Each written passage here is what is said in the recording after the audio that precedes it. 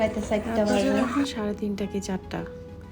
হঠাৎ করে ঘুম থেকে উঠে দেখি পাশে কিচেনে এই বাচ্চাগুলো সবগুলো মিলে তারা আলু কাটছে ফ্রেঞ্চ ফ্রাই বানানোর জন্য। তাদের কাছ থেকে জানতে পারলাম তারা নাকি এর আগে ঝালমুড়িও খেয়েছিল। রাতে 4টা আমি বাজে। বললাম তোমরা এত রাতে না ঘুমিয়ে কোনো মানে আছে? আমি তো তো বলতে বলতে হঠাৎ করে আমিও তাদের সাথে শরিক হয়ে গেলাম। তাদের চিকেন না সরি তাদের ফ্রেঞ্চ ফ্রাই ভাজা দেখে আমারও খেতে ইচ্ছে করছিল। এই তো সোনান, জাসিয়া, জারিয়াত, সুরাইয়া সবাই মিলে কত সুন্দর করে ফ্রেঞ্চ ফ্রাই বানিয়েছে। যদিও এটা সেকেন্ড টাইম ছিল, প্রথমে ওরা বানিয়ে একবার খেয়ে ফেলেছে।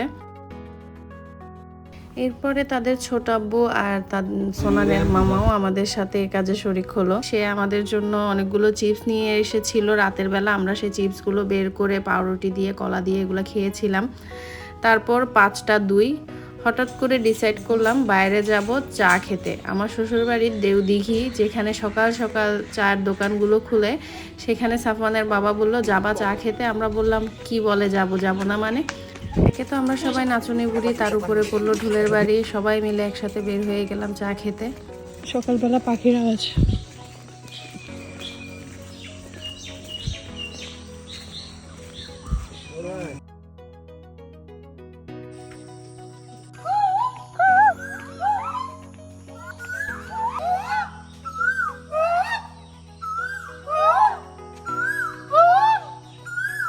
এখন যাচ্ছি পড়া দিয়ে চা খাইতে। আমাদের হোস্ট মিস্টার মুক্তার হোসেন, বিশিষ্ট ব্যবসায়ী, একটু এদিকে দেখেন। হাই। এই তো অনেকে মিস করবে, নোবা, পিঙ্কি, তারপর নুসু, আসিফ, আতিক, সাফওয়ান, মাহিন, সিয়াম, তোমাদেরকে আমরা মিস করব। এখানে একটা কি সুন্দর পাখি,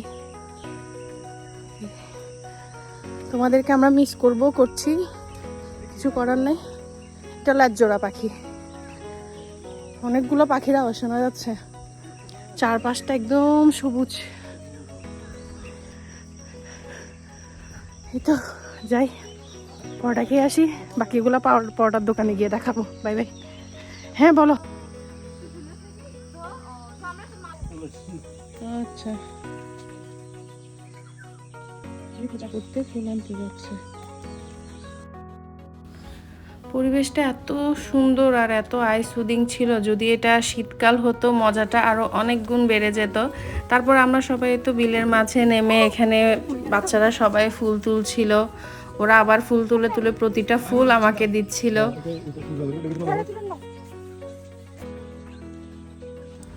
বিলের মাঝখান দিয়ে আমরা হাঁটছিলাম, যেটাকে আমাদের ভাষায় আইল বলে। এখানে আমি খালি পায়ে হাঁটছিলাম, ঘাসগুলো পায়ে লাগছিল, মাটিগুলো পায়ে লাগছিল, এত ভালো লাগছিল। একটা থেরাপির মতো কাজ করছিল শরীরে। আর তারপর এখানে কিছু অনেক সুন্দর সুন্দর পাখির আওয়াজ, চারপাশটা পরিবেশটা আসলে মুখের ভাষায় প্রকাশ করতে পারবো না। তারপর এখানে কিছু কি বলে এটা, মহিষ ছিল। তারপর কিছু মানুষ, এখানে যে দেওদিঘি আছে যার নামকরণ এই এলাকাটার নাম, ওখানে দিঘিতে কয়েকজন মানুষ মিলে মাছ ধরছিল। মাছের একটা ডিটেলস ভিডিও আমি পরের একটা ব্লগে দিব। এত মাছ, ঝুড়ি ঝুড়ি ভর্তি করা মাছ। অনেক বছর পরে এমন মাছ ধরা দেখলাম। আর এখানে সাফওয়ানের বাবা আমাদেরকে নিয়ে গিয়েছিল অনেক বছরের পুরনো একটা গাব গাছ দেখাতে। কার ভাষায় কি বলে জানি না, এগুলোকে আমরা গাবি বলি। এটা গাব গাছ। আর এখানে অনেক সুন্দর দুটো গাছ একটার সাথে একটা লেগেছিল, গাছগুলো এত সুন্দর। তারপর সাফওয়ানের বাবাও এখানে বাচ্চাদের মতো আমাকে ফুল তুলে এনে দিচ্ছিল।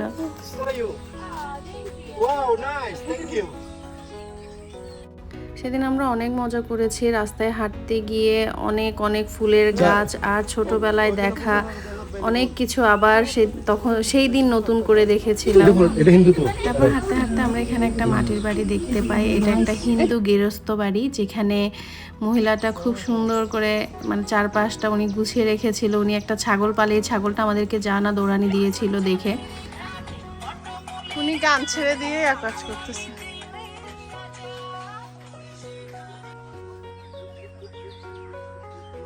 এই বাড়িটার চারপাশে পুকুর ছিল, তারপর অনেক গাছ ছিল। আর এখানে কি সুন্দর করে বাড়ির পাশে তারা কাঠ জোগাড় করে রেখেছিল রান্নার জন্য। আর এখানে এই ফুলটাকে কে কী নামে বলেন তো? আমরা এই ফুলটাকে বলতাম সাপের মই। যাই হোক, তারপরে এই তো আস্তে আস্তে সূর্য উঠছিল। আর এই যে আমচুরির ভিডিওটা তো আপনারা আগেই দেখেছেন।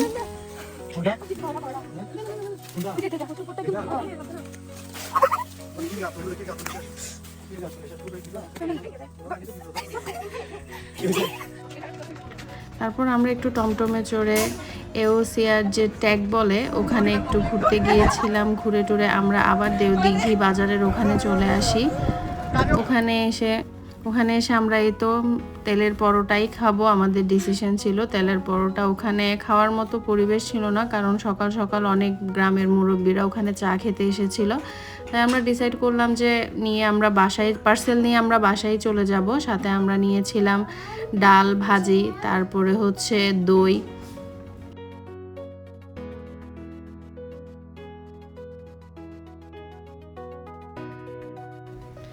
তো তারপর পার্সেল নিয়ে আমরা বাসায় চলে গিয়েছিলাম। বাসায় গিয়ে চাও আমরা ওখান থেকে কিনে নিয়েছিলাম, যদিও নিতে নিতে চাটা ঠান্ডা হয়ে গিয়েছিল। আবার আমাদেরকে বানিয়ে খেতে হয়েছে বাসায় চা।